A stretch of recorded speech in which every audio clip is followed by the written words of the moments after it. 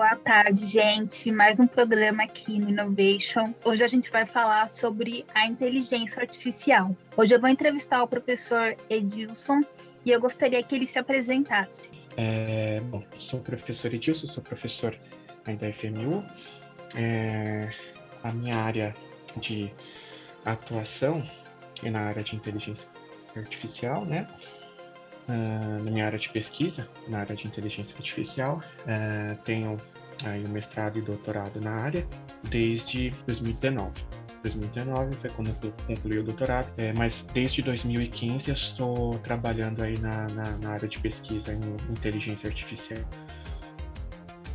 Para quem não sabe, né, a inteligência artificial, ela é um campo de ciências da computação no qual as máquinas realizam tarefas como aprender, raciocinar, assim como a mente humana. Como isso funciona? Bom, os primeiros modelos de inteligência artificial, eles foram criados a partir da ideia do neurônio mesmo, né? Então, eles foram baseados no neurônio do cérebro humano. Então, criou-se esses modelos matemáticos, né, onde um neurônio artificial interagia com o outro, realizando o que a gente chama de sinapse, né? Sinapse, na verdade, é uma reação química que acontece no cérebro, né, onde um neurônio passa uma informação para o outro. Então, foi simulado essas sinapses, né, nesses modelos artificiais. Então, com isso, criou-se o que a gente chama de rede neural. Então, rede neural é uma rede, né, de neurônios artificiais. E essas redes neurais, elas são capazes de aprender, devido ao seu método de construção, de ajustes, de algoritmos, ajustes de pesos, ajustes de valores, né? Então a gente diz que ela converge, ou seja, ela é capaz de aprender uma determinada função. A inteligência artificial ela foi criada em 1956, mas só se popularizou hoje, né? Graças aos crescentes volumes de dados disponíveis, algoritmos avançados e melhorias no poder e no armazenamento computacionais. E já que a tecnologia avança a todo tempo, o que podemos esperar daqui a 5 anos, por exemplo? Certo. Então, a inteligência artificial, na verdade, existem marcos na inteligência artificial, né? Então, por exemplo, como você bem disse, né, o termo foi cunhado em 1956, mas a ideia é anterior, a ideia é de Alan Turing, né? Alan Turing é o pai da computação moderna, né? Então, com os testes de Turing, etc., foi criada essa ideia de pelo menos imaginava-se que o computador pudesse superar as mentes humanas, isso lá nas décadas de 30, 40 e 50. Né? Em 56 foi criado o termo. Em 1964, houve um grande marco na inteligência artificial que foi criado o primeiro chatbot inteligente, que é o apelidado de Elisa, né? Assim como a gente tem hoje, a gente entra lá para falar com o atendente do banco, tem um chatbot nos atendendo, né? Então, o primeiro inteligente foi em 1964, né? Aí, devido à falta de capacidade computacional, né, os computadores não eram tão poderosos assim, ficou um pouco meio que de lado, né? Aí teve um outro grande marco, que foi em 1997, foi quando pela primeira vez, uma máquina pôde jogar de igual para igual com um campeão mundial de xadrez. Na época era o russo, Kasparov, né? E foi feita uma máquina chamada Deep Blue. Então, o Deep Blue, pela primeira vez, conseguiu jogar de igual para igual com um ser humano. Então, isso foi um estrondo na época, né? Porque, nossa, onde as máquinas podem chegar. Além disso, jogos de videogame também se apropriaram da ideia de inteligência artificial, né? Então, meio que ficou restrito ao campo de jogos. E aí a sua pergunta, né? Aonde que a gente pode chegar, né? Bom, o que eu acho, né? Nós podemos dizer que nós temos aí 3 ou 4 ondas da inteligência artificial. A primeira foi com a internet. Então, a internet, ela facilitou tudo. Sem a internet não haveria inteligência artificial, porque na inteligência artificial, a gente precisa de informações, a gente precisa de dados para que essas máquinas, esses algoritmos possam realmente aprender a fazer alguma coisa. E precisa de muitos dados, muitas informações. Então, com a internet, isso foi possível, né? Porque aí as informações elas foram democratizadas e todo mundo tem acesso. Então a gente costuma até brincar, né, que a internet extrai mais informação de nós do que nós da internet, né? Aí a segunda onda da inteligência artificial é o que nós estamos passando, né? É onde nós estamos aí começando a nos conectar e ficar 100% do tempo conectado. Isso já acontece com os nossos smartphones. E a ideia, então existe aí uma área chamada internet das coisas. Então a ideia é que tudo esteja conectado à internet. Então isso muito tem a ver também com a internet 5G. Quando nós tivermos o 5G implementado, isso vai ficar mais fácil. Então, desde a nossa geladeira até o nosso aspirador de pó, o nosso automóvel, tudo vai ficar conectado à internet. E aí, eu respondo a sua pergunta, o que pode vir para o futuro? O que pode vir para o futuro é automação. Coisas autônomas. Eu acho que esse é o futuro da inteligência artificial. As máquinas poderem tomar decisões por conta própria. O que nós temos hoje são coisas automatizadas, que são diferentes de coisas autônomas. Então, com todas essas informações disponíveis para as máquinas, elas vão poder aprender cada vez mais e poder começar a tomar decisões sozinhas. Por exemplo, você tem lá a sua plantação e você tem um drone que pulveriza veneno na plantação. Então, quando tudo estiver interligado, a sua lavoura, os seus sensores na lavoura, imagens de satélite, o drone, etc., quando vier uma ameaça de uma praga na sua plantação, o drone, por conta própria, vai levantar voo e vai pulverizar a sua plantação sem interferência humana. Então, esse que eu acho que é o futuro próximo da inteligência artificial. Isso sem contar carros autônomos, onde a gente já está caminhando nessa direção, né? O Google, a Tesla já está preparando, né? Uma outra área também bastante interessante é a área médica. Então, dispositivos não invasivos, então, por exemplo, relógios, óculos, dispositivos que não sejam invasivos, adaptados de sensores que podem monitorar as nossas reações do corpo humano e sugerir aí tratamentos médicos mais eficientes e eficazes para nós. Então, mas eu acho que o futuro próximo é a automação mesmo. Qual é a importância da inteligência artificial? Hoje em dia é muito importante porque hoje praticamente todas as áreas elas estão interligadas à inteligência artificial. Então a inteligência artificial ela está deixando de ser uma área somente da ciência da computação. Ela está extrapolando a ciência da computação. Então hoje áreas como medicina, economia, propaganda e marketing, manufatura, agronomia, então tudo está se utilizando dos algoritmos de inteligência artificial.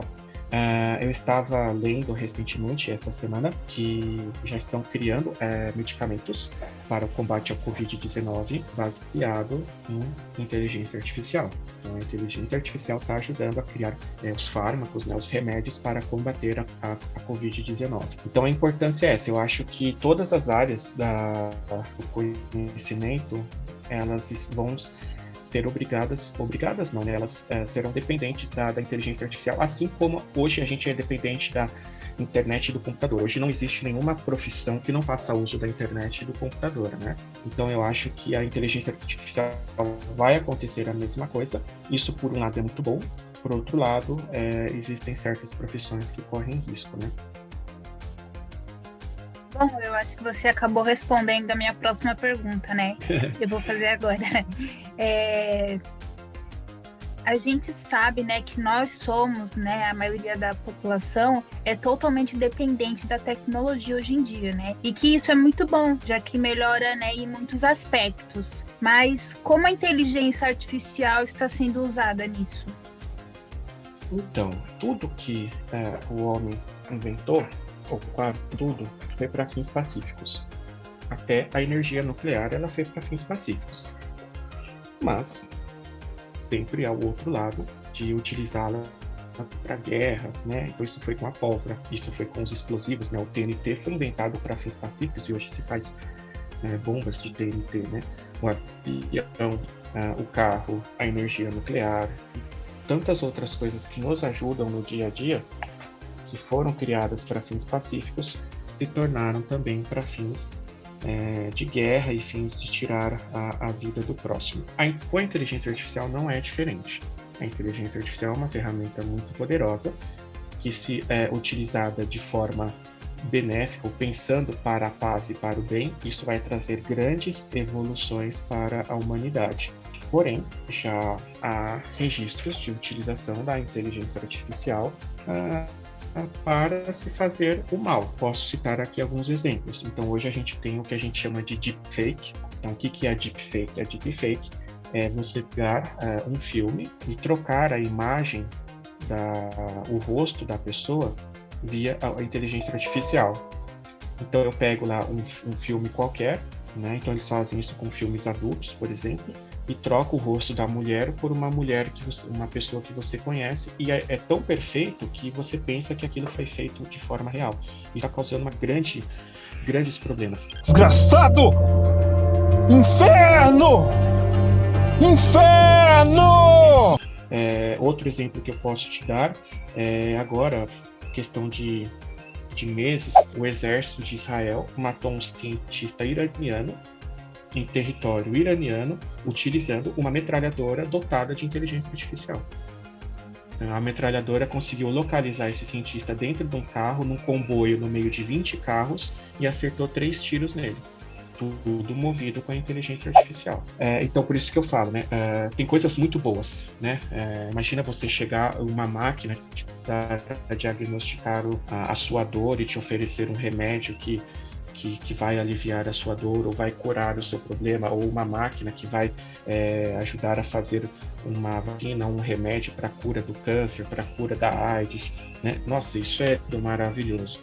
Mas já tem gente utilizando isso para matar, para humilhar as pessoas, como no caso do deepfake. Então, o que eu acho é que tem que existir regulamentações, né? Tem que existir regulamentações para que as pessoas não utilizem essas ferramentas para o mal, né? Mas não tem jeito. Tudo que o ser humano inventa tem os dois lados, né? A inteligência artificial, ela consegue ser mais criativa do que o cérebro humano? Aí há controvérsias, mas no meu ponto de vista não. Eu não digo nem o cérebro humano, eu digo o cérebro no geral. Se você for pegar, por exemplo, pequenos insetos como abelhas e formigas, eles são dotados de uma inteligência absurda. Então, tanto é que existem muitos algoritmos da computação que foram baseados, por exemplo, em colônia de formigas, né? Então, se você for pegar, por exemplo, um algoritmo de roteamento de entrega, os caminhões que fazem entregas de logística, o algoritmo que faz a rota dos caminhões foi baseado em colônia de formigas, porque descobriram que as formigas, do formigueiro até o alimento, elas sempre fazem o menor caminho, sempre. E vejam, é uma formiga, o cérebro da formiga é infinitamente menor do que um cérebro humano, né? E agora, se você coloca isso numa escala maior, um cérebro de um grande mamífero, um cérebro de um humano, a inteligência ela vai aumentar exponencialmente. Então, eu acho que não. Eu acho que a inteligência artificial nunca vai superar o cérebro humano no seguinte aspecto. A inteligência artificial ela é muito boa para fazer cálculos, isso ela supera o ser humano muito facilmente. Então, você consegue fazer cálculos complicadíssimos em milissegundos. O ser humano não consegue devido à sua limitação cerebral. Porém, tem outras atividades cerebrais que os humanos conseguem ganhar das máquinas sem grandes problemas. Agora, a questão da criatividade, aí é questão de treino, né? Então, se você for pensar na criatividade artística, por exemplo, então já existem máquinas que fazem quadros. Recentemente eu estava vendo uma pesquisa que foi feita lá na Universidade da Califórnia, onde eles criaram um robô maestro e um robô compositor. E o robô, né, o algoritmo, ele compôs uma música, uma baquiana, e a orquestra tocou a baquiana do robô, uma baquiana composta por humano, e uma composição original do Bach, as 3 composições. E a plateia aplaudiu mais a que foi composta pelo robô. O robô analisou todas as composições baquianas, fez a dele e foi a melhor. Então, nesse aspecto, a inteligência artificial supera. Mas se a gente for pensar no seguinte aspecto, bom, eu faço um robô que compõe música, eu faço um robô que joga xadrez, eu faço um robô que faz diagnóstico médico, mas nenhum robô faz as 3 coisas ao mesmo tempo, diferente do cérebro humano. O cérebro humano hoje ele pode ser muito bom em jogar xadrez, ele pode ser um ótimo médico e ele pode ser um ótimo músico, né? Sem problema algum, não tem uma limitação, basta você ter o dom, né? E estudar e tal. Coisa que se você for fazer numa máquina fica muito complicado. Então, nesse aspecto, eu acho que nada supera o cérebro humano. Porque foi o cérebro humano que criou a inteligência artificial e não a inteligência artificial que criou o cérebro humano. Perguntas foram essa. Eu quero te agradecer por você ter disponibilizado o seu tempo aqui para eu te entrevistar, fazer essas perguntas. E muito obrigada a você que ficou assistindo até aqui o nosso programa. E, bom, e é isso. Obrigada, viu, Edilson? Eu que agradeço, Karine. Muito obrigada. Imagina.